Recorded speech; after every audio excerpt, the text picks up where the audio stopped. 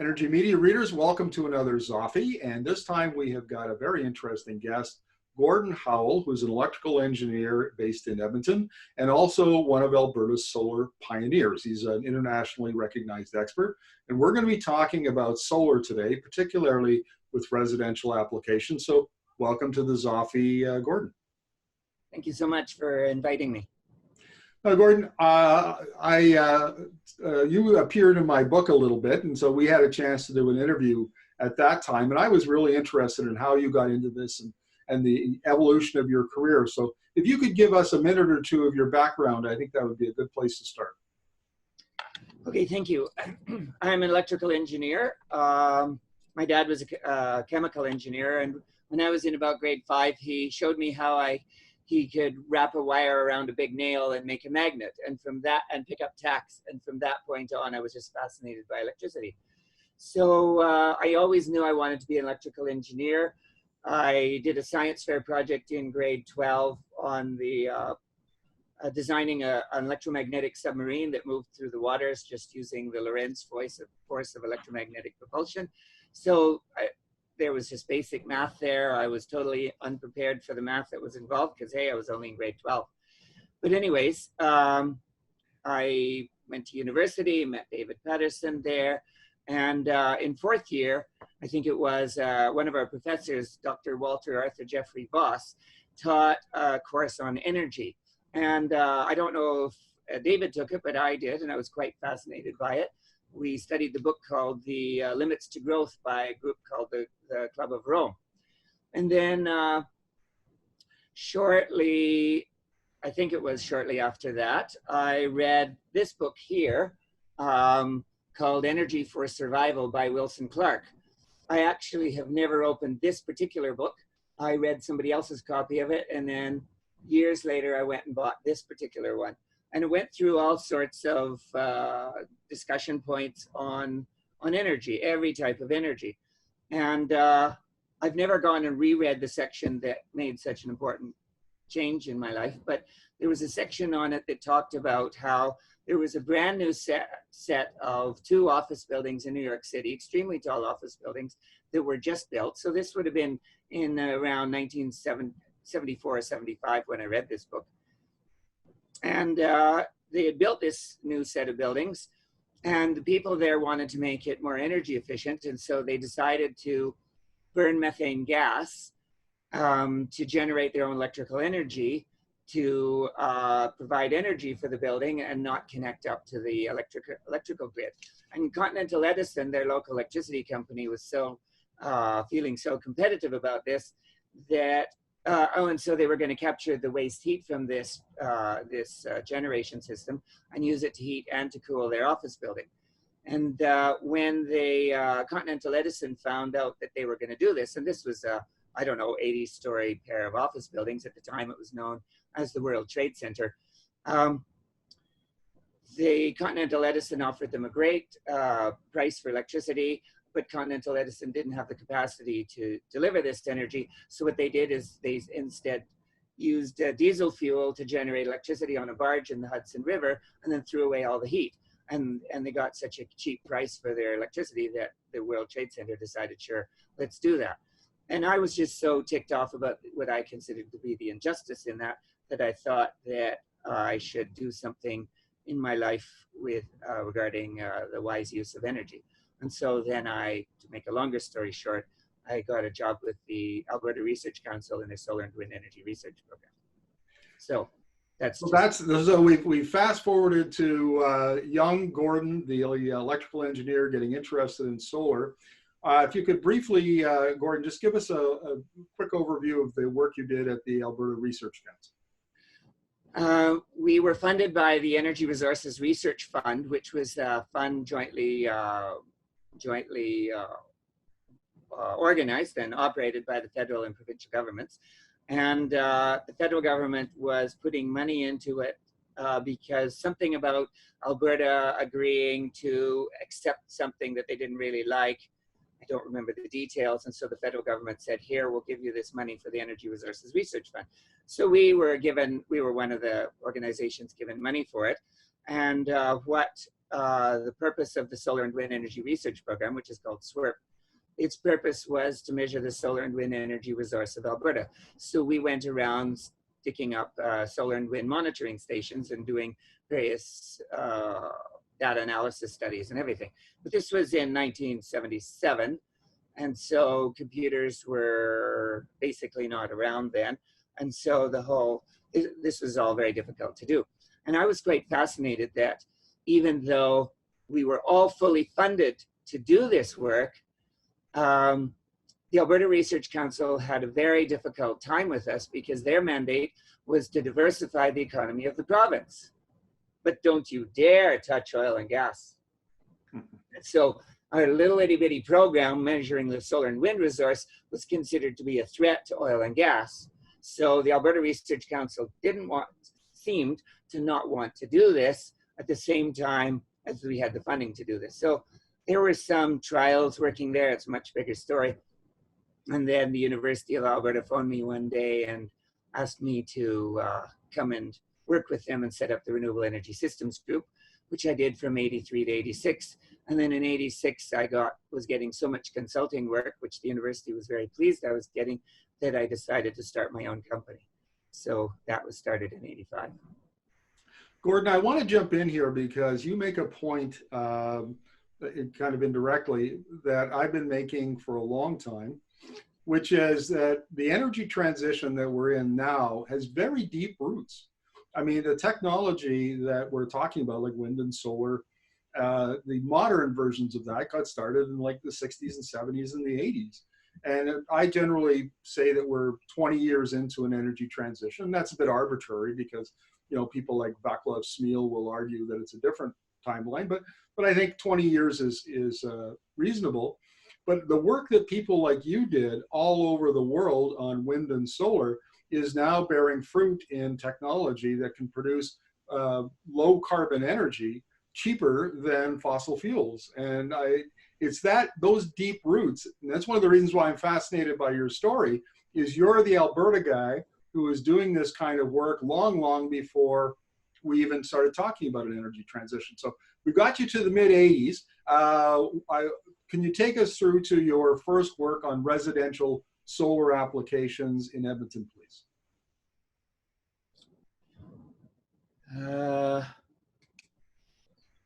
Okay.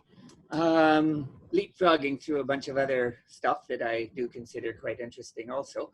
I got a phone call at the end of June in 1994 by Joel Nodelman, who was the manager of sustainable development at Edmonton Power, which was a department of the city of Edmonton.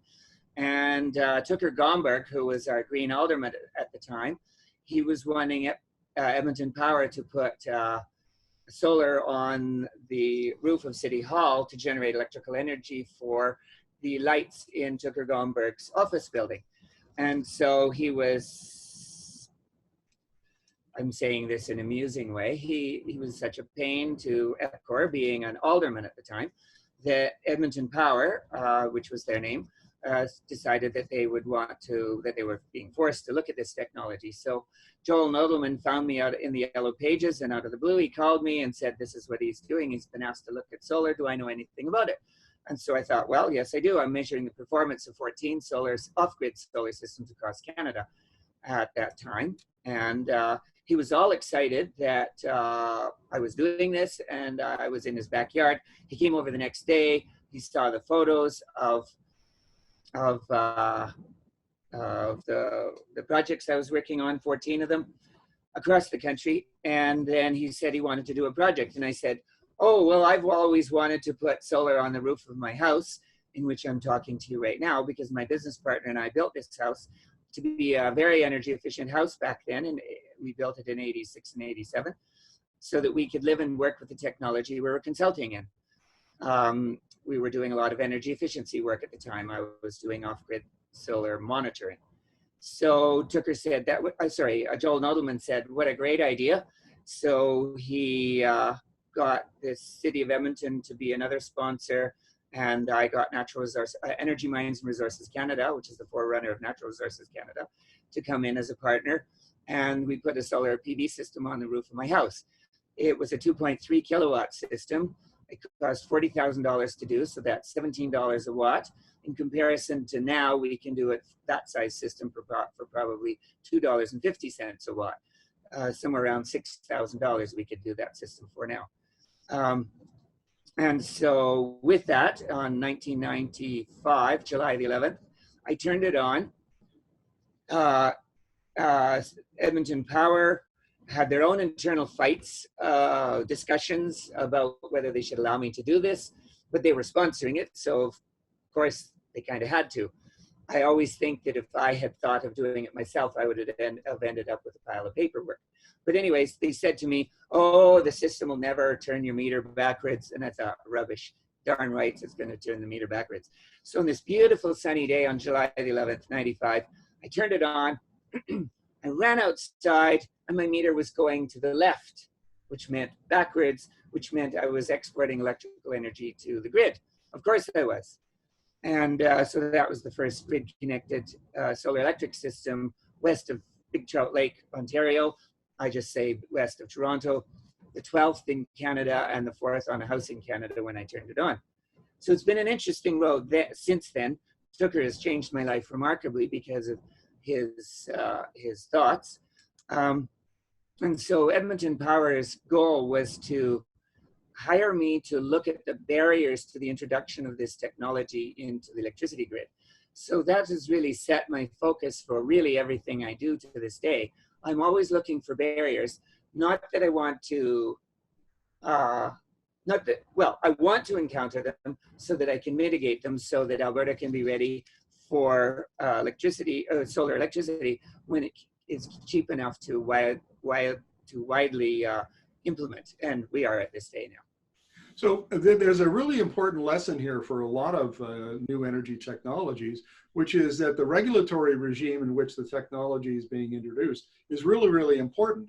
Because if I remember the story correctly, Gordon, when you were setting this up, you know, EPCOR just didn't have any way they couldn't understand you in their system. You had to be seen as an electrical generator, like a utility, which meant all sorts of, you know, costs and paperwork and so on.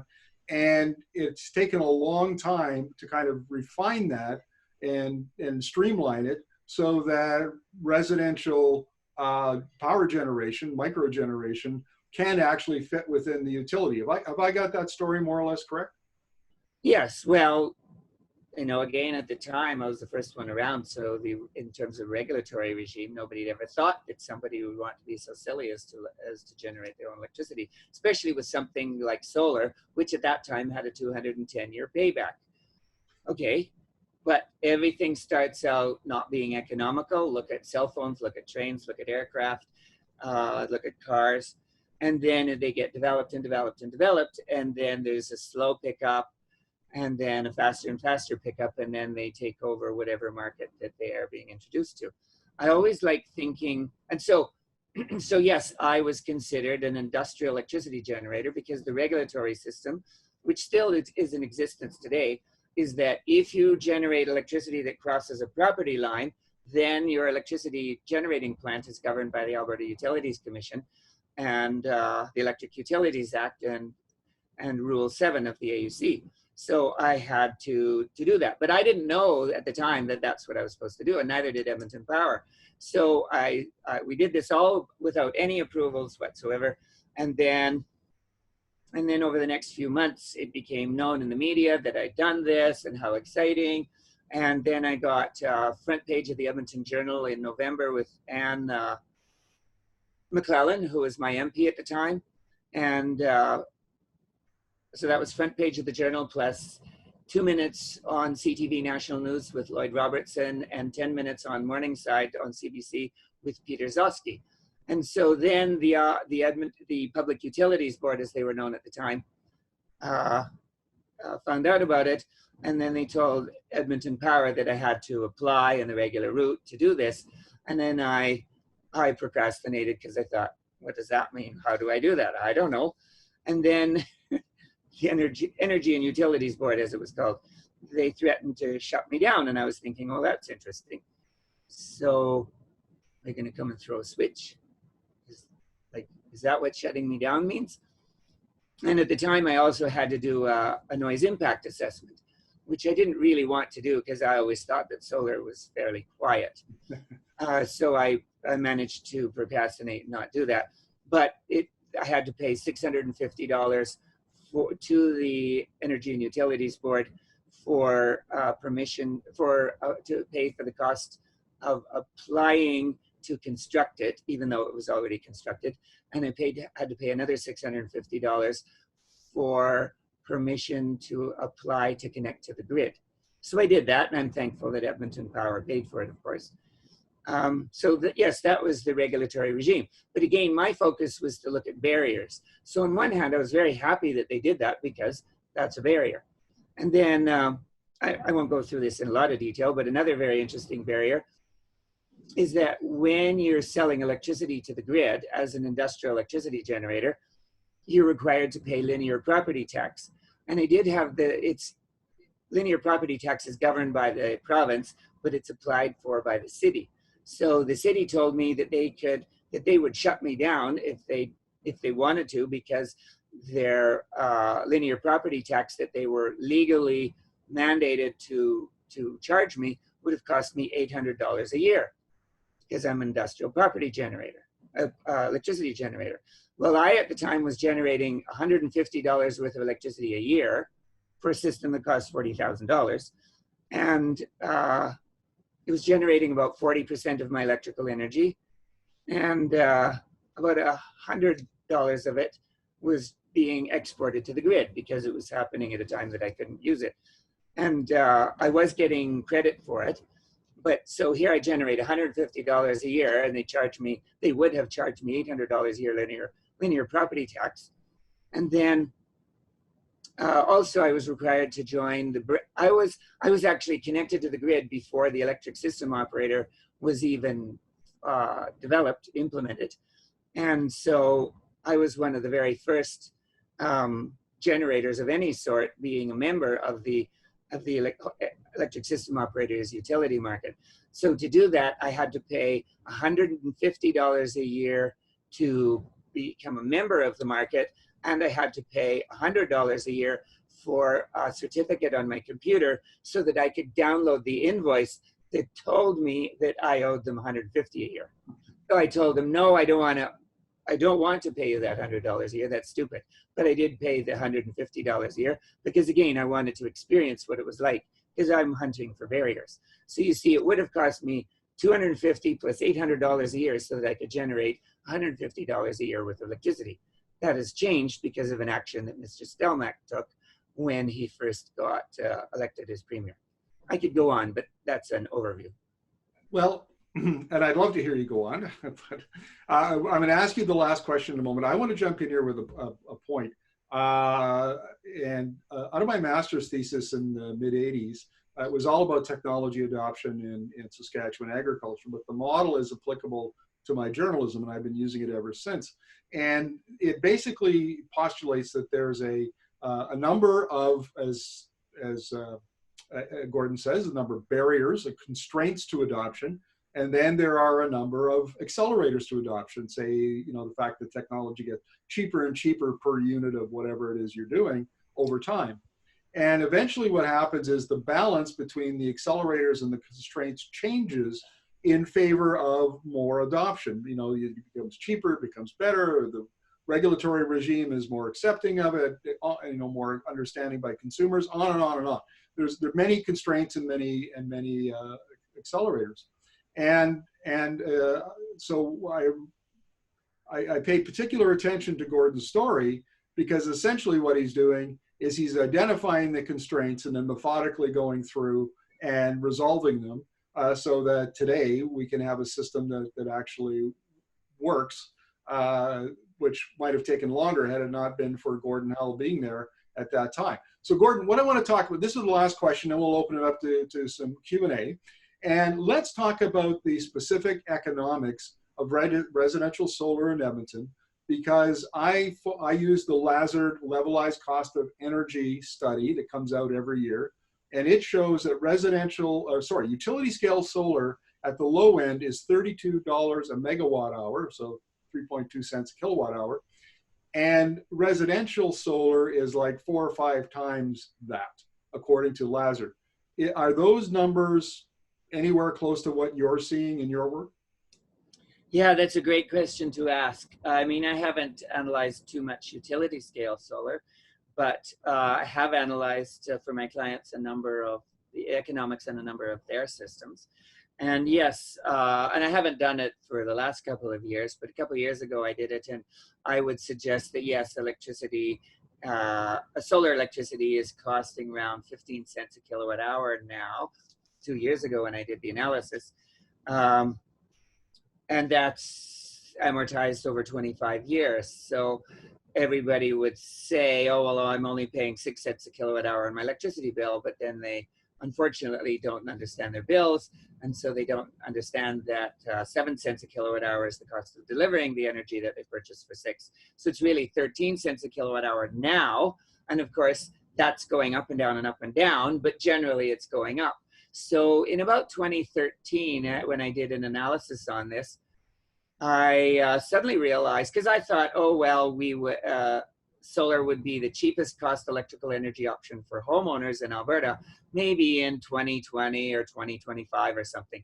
But in 2013, I was very surprised to find that in 2013, it was already the cheapest electrical energy option for homeowners in Alberta, all without any subsidies for solar, and all in the face of subsidies for coal, oil, methane, and bitumen, because of the fact that they don't pay for the damage that they're causing to the environment, that being the air, the water, the soil, the land, and the habitat. So it's really fascinating then to see what's happening with the Lazard study and a bunch of other things, and how solar plus storage and wind plus storage are coming down so remarkably in price, where I'm understanding that wind plus storage is now the cheapest utility scale option for electricity in many parts of the world, and I would submit here in Alberta, and that wind plus storage is actually starting to outcompete the marginal cost of fossil fuel fired electricity, the marginal cost being the cost of staff and fuel. So when it does outcompete that, and solar is just behind on this, but when it does outcompete that, that means it's actually then better to shut down existing electricity plants and leave them stranded instead of operate them. One quick question before we get to Q&A. So when you say in 2013 that it was cheaper, do you mean that if you took out the distribution fees and all the other overheads and things that show up on your bill, but you just compared the cost per kilowatt hour of electricity, that solar was then cheaper? Is that correct? Well, it's really important to understand your bills. And whenever we buy something in life, I'm quite fascinated by this. Whenever we buy something in life, we cannot use it unless it's delivered to us. I can't use jeans at the bay. I have to bring them to my house in order to use the jeans. So same thing with electricity. We have to pay for the energy delivery charges. There's time-based charges on our bill for handling the bill and for paying grid operations and maintenance, but those are time-based, and that's totally different. I'm talking about energy-based. So 6 cents a kilowatt hour for the energy to buy it, and 7 cents a kilowatt hour for the energy to deliver it. So 13. Okay, gotcha. Well, let's open it up to Q&A now. If everybody here, I think, knows the drill. If you look on the bottom of your video panel, you'll find a little blue hand that you can click, and then that tells me you want to ask a question. Then I'll ask you to open up your mic and ask it, and then to mute the mic afterwards. So Ross, you put up your little blue hand. What's your question? The question I guess I have is on how long a solar panel lasts, because in the event that a solar panel actually operates an infinite amount of time, it becomes infinitely cheap. But at some point, they have to fall apart. You have to throw them in the garbage and buy another one. So, and that's one of the things that I have not seen in any literature is what is the life expectancy of these things? Yeah, great question, and I do thank you for that. And I will ask. I just want to preface it a bit by saying that I've now given roughly 500 presentations on solar since 1995. I keep track of them on a spreadsheet, so I know the details and everything. So I've been asked all the questions many, many times, which is fine. I'm happy to answer them again. And so the warranty, the performance warranty for a solar PV module is 25 years, which says that the warranty is that it is guaranteed to work at least 80% as good as new at the 25-year mark. So how long it lasts is a great question. At one level, nobody knows. I do know that I'm starting to see some 30-year warranties coming out.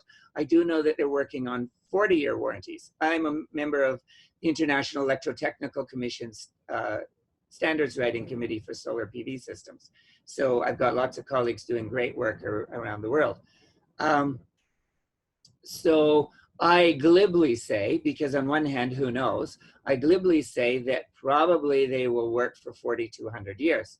There is a slight degradation process every year in the order of 0.5 or 0.6%. And with that percentage of degradation, it's because of the UV degradation of the electronics inside the PV cells. Then at 25 years, they're usually working 82 to 85% as good as new. So yeah, 4,200 years, who knows? But you have to keep in mind that there's three major components to a solar PV system. It's really important to consider a system, not just a component. So a system consists of the solar modules on the roof, a racking system that connects it to your house. I'm happy to speak about commercial or housing or utility scale systems, but housing is usually easier to think about. And then there's the inverter that converts direct current electricity into alternating current electricity. Well, my system lasted 18 years before I turned it off. Why? Because the inverter failed. The racking is just aluminum. How long is that going to last? A couple hundred years? Who knows? I don't know if aluminum's been around that long. The solar modules, I know that I have some problems with mine, and I know why there are some problems, but it's my fault that the problems are there because of the way that I designed the system back in 1994, because for some reason I didn't know what I was doing back then. But now I do, and technology has developed a lot further. So the inverter failed, and I was too busy at the time, so I just turned it off. My goal is to put on a system that's 10 times bigger than what I have now and generate all of the energy for my house, dump my ATCO gas line, and become all electric with this huge system and with an electric car. So yeah, we don't know how long it lasts, but 4,200 years. The fascinating thing is that the energy payback for solar is about 2 years in Alberta. So that means that after 2 years, all of the energy used in the mining, manufacture, transportation, and installation is all paid back to society. Okay, now that's amazing, because I remember we were talking not that long ago, because when I was in Calgary, NMAX was doing a lease program, and they were talking, you know, like 20-year or 15-year or 12-year paybacks. But if I understand it correctly, Gordon, that the payback now is 2 years? The energy payback. Okay. So there's an energy payback, an emissions payback, and a financial payback. The energy that society expends to construct these, our goal is that solar pays the energy back. Same with emissions, same with money. So it's not a money payback in 2 years, it's an energy payback. And wind has an energy payback of 6 months in Alberta. So it's really important to keep these things straight. The financial payback is in the order of 13 years or so right now. But the biggest issue in determining the financial payback is to figure out what's the price of electricity in the future. For some reason, I haven't been able to figure this out now. For some reason, we don't know what the price of electricity is in the future. I can tell you how solar works very easily. I just don't know the price of electricity in the future. Fair enough. Tony, why don't you unmute your mic and ask your question, please? Yes, Gordon, I'd like to talk about new technology. The kind of solar you're talking about is basically 20 years old, but there's a lot of stuff coming down the road. Perovskite, for instance. Is that going to be a game changer, particularly in Alberta? And Gordon, if you could explain what that is, I think I have an idea, but if you could give us a little better explanation than I could. Yes, and thank you for asking that question. Perovskites, I don't know precisely what it is, but my perception is it's a new type of crystalline structure using different materials. I don't really know what those materials are. I'm sure with half an hour of research, I could find out what it is. I know that my colleagues in the standards industry are really excited about it. Typically, it takes 15 years to go from an idea in the lab to a commercial product if the product actually gets commercialized. Once a proof of concept has been proven in a lab, then there's a huge process in making it cheaper, making it easier to manufacture, making it more durable, which is critically important. And so that's what's happening with perovskite now. They're working on stability. They're working on making it easier to manufacture, far more efficient than when it first was developed. And yeah, lots of my colleagues are excited about it, and that's fine. I don't like to get excited about too much because I don't want to count my chickens before they hatch. But that's one of quite a number of technologies coming down the line with solar. Other ones are having as something as mundane as higher numbers of bus bars in each PV cell. The ones in my house have 2. David, do you know how many bus bars are on your PV modules? You don't. Then they went to 3, 4. Yours are probably 5 bus bars, but I know that some are coming out with 12.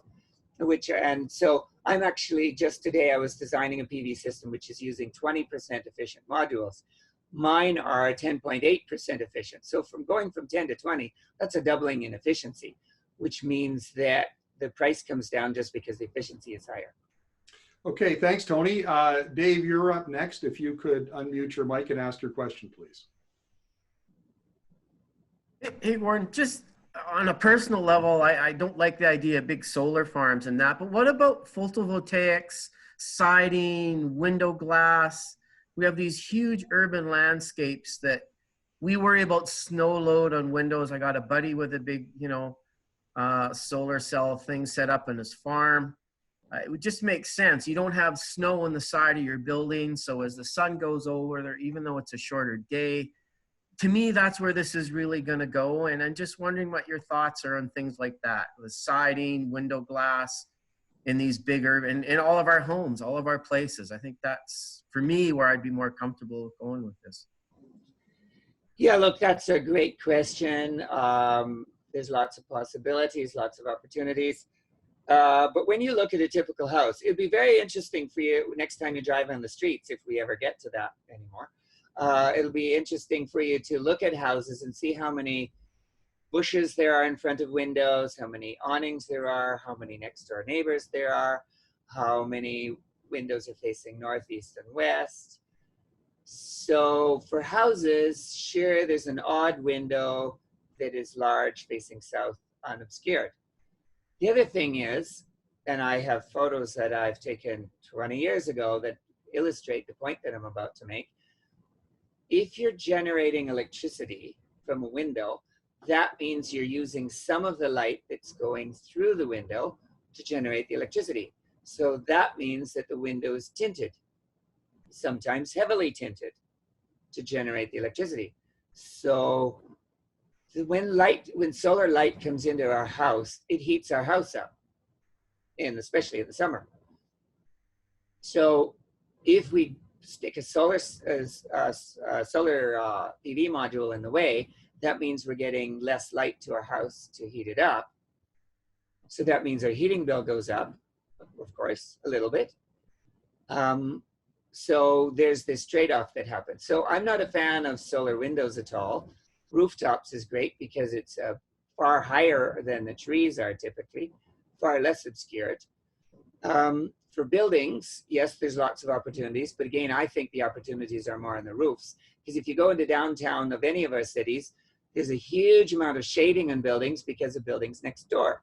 Now, there could well be an opportunity for solar on as curtain wall systems on big buildings, and there are some companies that are doing some work in this area. Um, I'm okay with putting solar on the ground. Yes, there is the Traverse Solar project near Vauxhall, which is going to cover 4,700 acres. But in fact, our roads I've done a calculation, it's a very easy calculation to make, that if we were to generate all of Alberta's electrical energy from solar, it would take a land area of 45 kilometers by 45 kilometers, all properly spaced out. You could grow shade crops underneath, you could grow sheep underneath, and that's what it would take. And on one hand, what a ridiculous use of land. However, our roads take up more land area than that. So, okay, we prioritize roads. Okay, good, that's okay.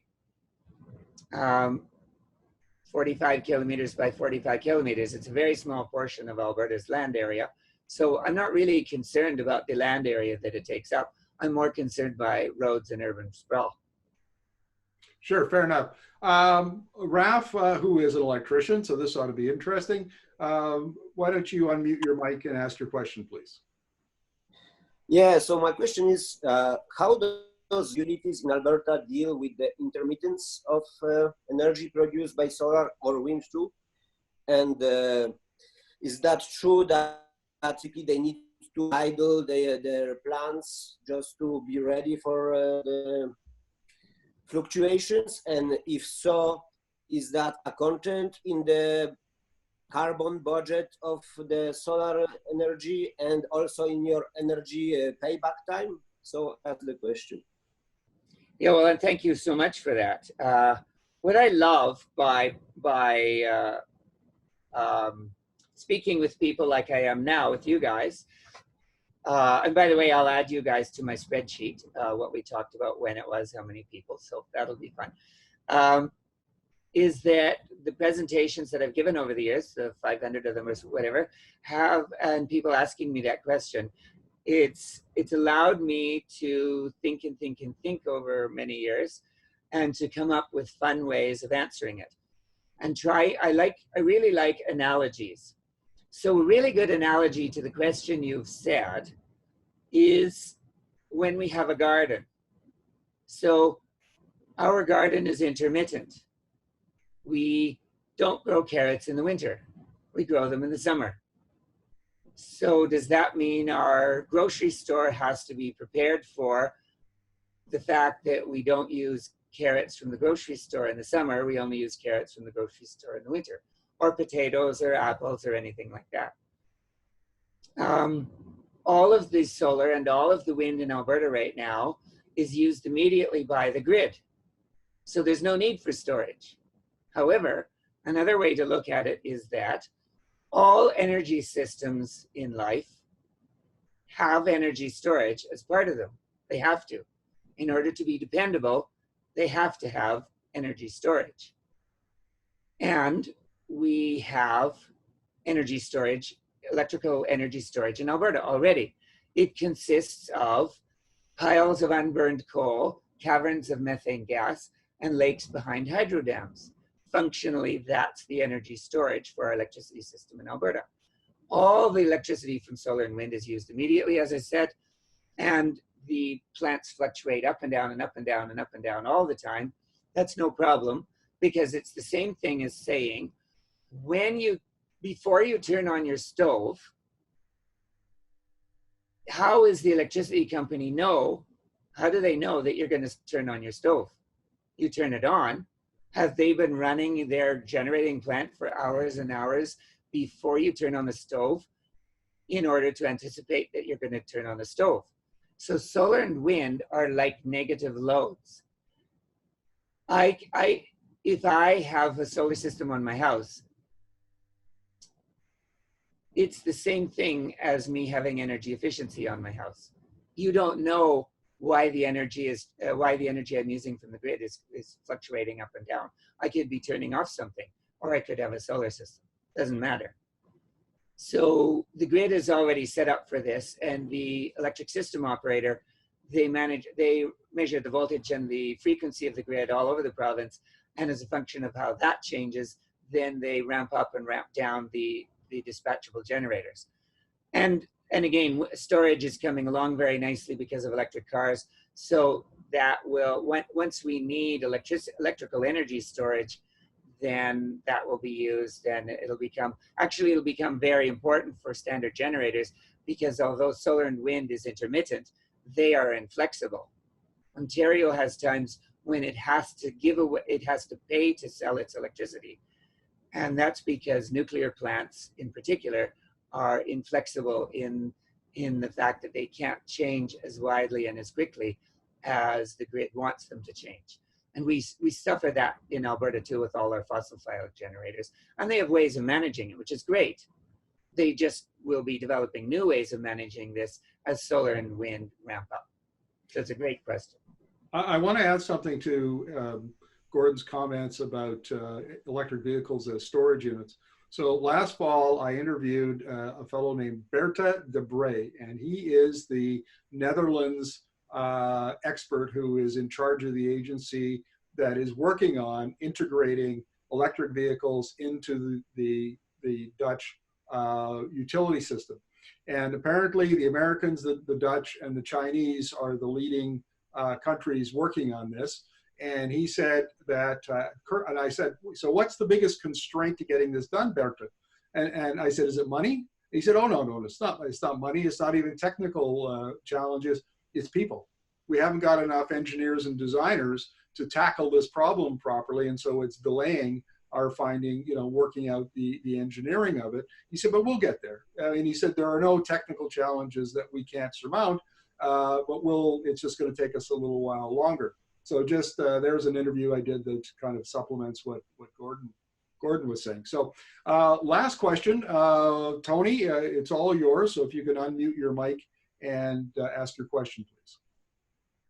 Yeah, I want to talk about storage some more. There seems to be a lot of progress on individual houses, vehicle storage, that sort of stuff. Can we go up one more level?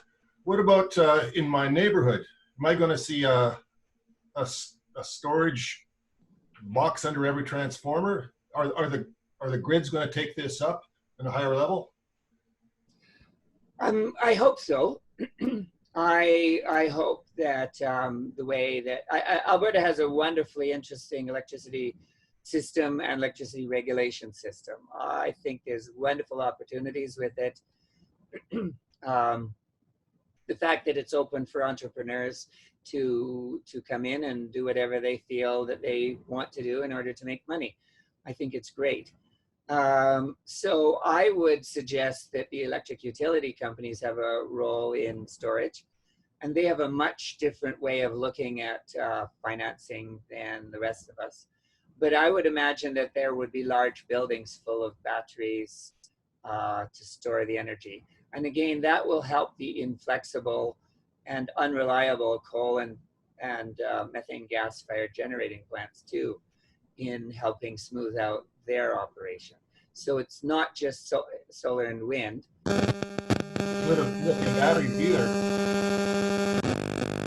Sorry, is that me? Sorry, go ahead, Gordon. Okay, I don't know why that's happening. So there's opportunities for storage all across society, notwithstanding solar and wind and whatever characteristics there are. So yeah, I hope that we'd see, like downtown we have the telephone exchange building. Well, I would imagine that we'd get buildings like that would have battery storage in them. And in a downtown area, that might be extremely useful, because then at times they can disconnect themselves from a grid during an outage and continue to run parts of downtown. I did want to jump in here again, because I've interviewed a couple of utilities about this question. And in particular, an interview with John, I think his name is Ritz, something like that, who is the VP of Planning for NMAX.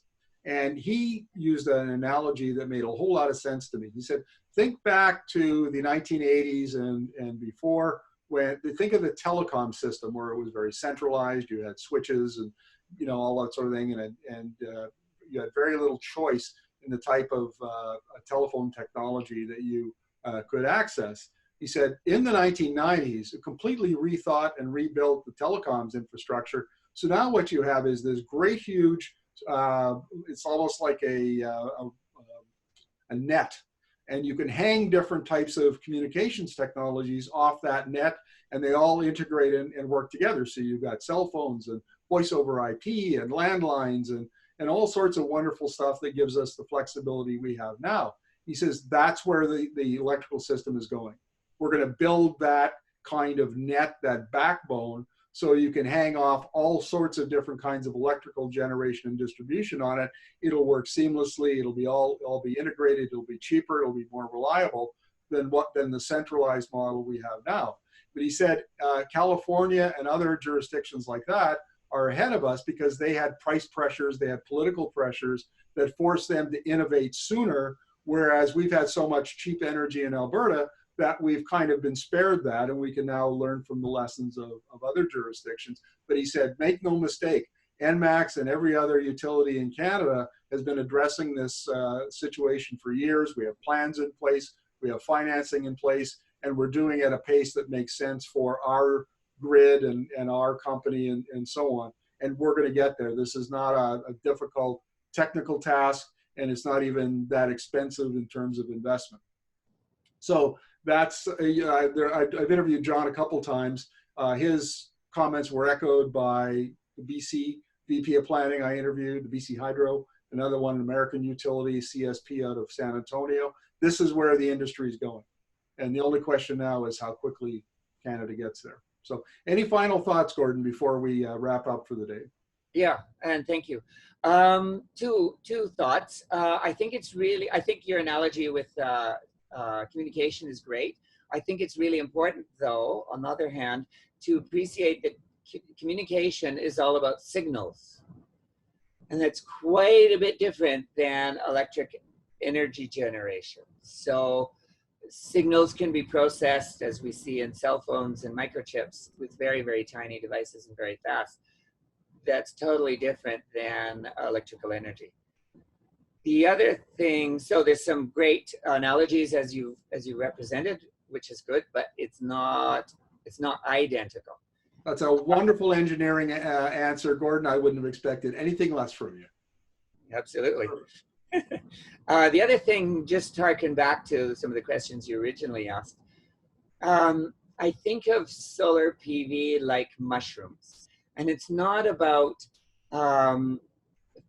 putting them in the dark and feeding them horse manure. It's that when you find a mushroom on your lawn in the morning, and all of a sudden it's appeared, it's because the mycelia have been working for however many weeks to organize themselves and develop their nurturing systems so that they could support the fruit body called the mushroom, so that when it pops up, you got all this underground work going on, unbeknownst to everybody. So the way that PV has developed over the years is all of this decades, because the first PV cell was made in April 1954, and PV, the photovoltaic concept, was first discovered by Becquerel in 1839 and first described by Alfred Einstein in 1905. And for that, he got a Nobel Prize.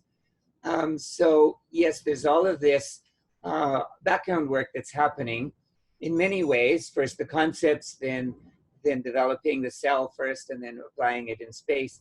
And then it's become terrestrialized. And then a lot of efficiency work and durability work has happened to it. But even in putting in a PV system in somebody's house, there's a ton of background work, planning and designing and discussing and getting permits, to choosing things. And then even in the construction of it, there's lots of background work where the racking and the flashing and the layout go on first. And then all of a sudden the solar modules are installed and everybody gets really excited. But solar modules could take like 2 or 3 days to install on your house, and then it's operating, whereas maybe it's been in the planning for, depending on the complexity of the project, for 2 months to a year. So the whole ramp up, as you've alluded to, is quite fascinating. I looked on the line the other day and I saw that there's roughly 500 million solar modules being manufactured around the world every year in 60 countries by about 1,500 companies. And what I was thinking, you know, as other technologies get developed, which is great, I think of nuclear as one example, and the thorium and small modular reactors and everything. I think, well, with solar PV being manufactured in quantities of 500 million a year, that puts them way down the line in terms of economics. So it'll be interesting to see if any other technology can catch up, because of the economics of scale. We're scaled up way more than anybody else. So it may well be that, I don't want to say that solar will take over and there won't be any other technology around, because there's a number of different characteristics to other technologies that make them valuable, but solar plus storage has a stunning future. On that note, that's a great note to end on. So thank you very much, Gordon. We really appreciate you coming out and sharing your expertise and your stories of the early development of solar in Alberta with us. And if anybody wants to ask Gordon some additional questions, you can connect with me on Facebook or Twitter, and I'll connect you with Gordon, and then you can ask away. He's an approachable fellow and loves to talk about this stuff. We really appreciate him a whole bunch. Thank you very much, folks, and we'll see you on Wednesday. We're going to have Regan Boychuk, who will be with the Alberta Landowners Disclosure Liability Project, and we'll be talking about orphan wells and about the $1 billion project funded by the feds but administered by the province to clean up orphan wells. And Regan has a lot of nuts and bolts kind of insights into this that you won't find anywhere else. So join us on Wednesday, and we'll see you then. Thank you so much. Thanks for all your questions.